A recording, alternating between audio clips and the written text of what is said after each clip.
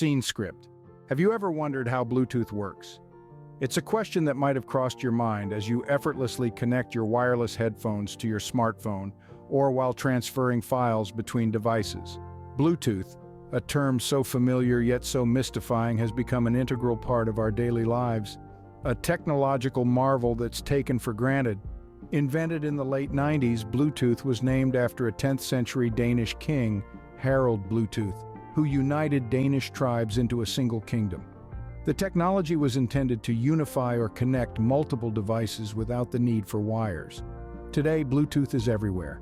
It's in our cars, our headphones, our fitness trackers, and even our toothbrushes. It's a silent workhorse that powers seamless wireless communication between devices, making our lives that bit easier and a lot less tangled. Now it's time to unravel the mystery behind this wireless communication technology. Let's dive into the fascinating world of Bluetooth. Bluetooth operates on a simple yet sophisticated principle. Let's dive right in. Bluetooth is a wireless technology that's all about exchanging data over short distances. It's like having an invisible cord linking your devices together, allowing them to communicate without the clutter or inconvenience of physical wires. Now you might be wondering, how does Bluetooth achieve this feat? It all comes down to something we can't see but is all around us: radio waves. These waves, much like the ripples on a pond after you toss a stone, carry information from one device to another. Bluetooth harnesses the power of these radio waves and uses them as a highway for data.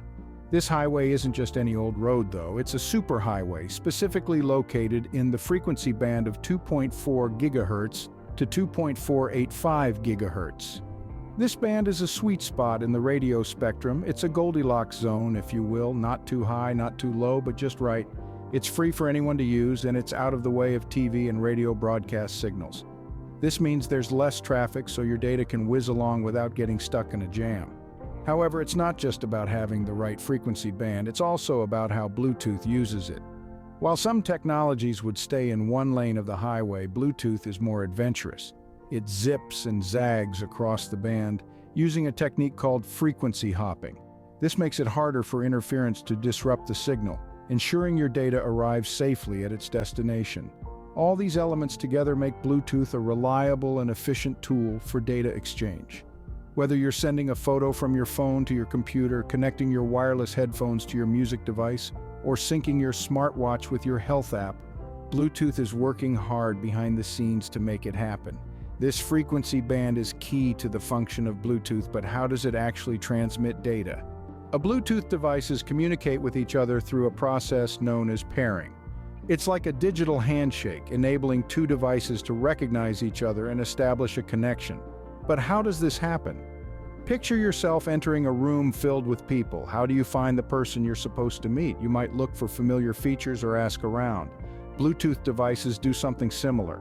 They have a discovery mode that allows them to detect other Bluetooth devices within range. This is the digital equivalent of scanning the room. Each Bluetooth device has a unique address akin to a person's name.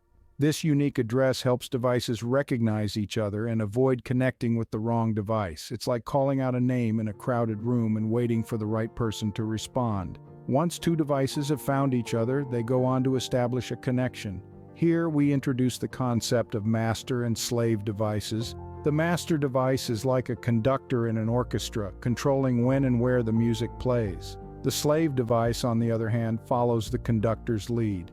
In a Bluetooth connection, the master device controls the communication link and timing, while the slave device simply responds to the master's requests. The master and slave roles are not fixed, though. They can switch depending on the situation.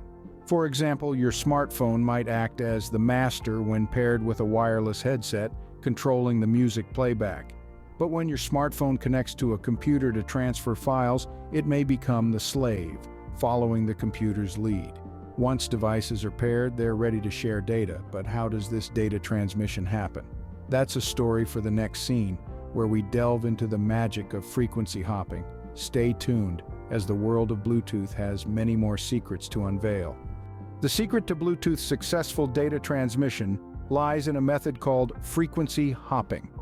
Frequency hopping is a magical little trick that Bluetooth uses to ensure smooth and secure data transmission.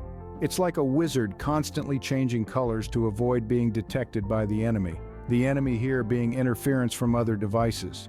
In essence, frequency hopping spreads the transmission of data over a wide range of frequencies, specifically around 79 different channels within the 2.4 GHz band. Imagine a symphony orchestra, where each instrument represents a different frequency. Now, instead of playing a single instrument all the time, which could overpower the harmony, the conductor chooses to hop from one instrument to another, creating a melodious symphony.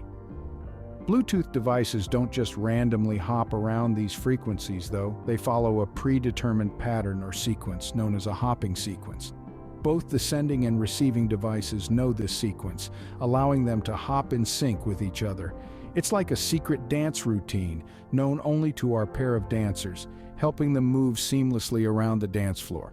This hopping sequence changes over time, adding another layer of complexity to the dance, which further enhances the security of the data transmission. It's like changing the dance routine mid-performance to throw off any potential eavesdroppers. But why go through all this trouble? Well, the primary reason is to avoid interference.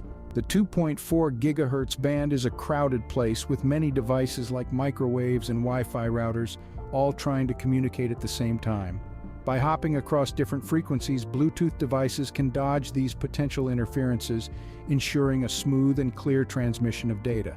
So, in a nutshell, frequency hopping is a clever method that allows Bluetooth devices to communicate effectively, securely, and reliably in a crowded and noisy wireless environment. It's the secret sauce that makes Bluetooth communication so robust and resilient. So we now know how Bluetooth sends data, but what about the range and speed of Bluetooth? The range and speed of Bluetooth depend on several factors. Let's start with device type. Different devices have different power levels, which can influence the range and speed of Bluetooth. A low-energy device, like a smartwatch, might have a range of only about 30 feet. On the other hand, a higher power device like a laptop could have a range of up to 300 feet. Then there's the Bluetooth version to consider. Just like your favorite superhero, Bluetooth has gone through several versions, each one stronger and faster than the last. Bluetooth 1.2, for instance, had a range of around 30 feet and a speed of 1 megabit per second. But fast forward to Bluetooth 5.2 and we're looking at a whopping 800 feet range and a speed of 2 megabits per second. But it's not just about the device and the version. The environment plays a crucial role too. Just like how you might struggle to hear someone at a loud concert, Bluetooth can struggle in a crowded wireless environment.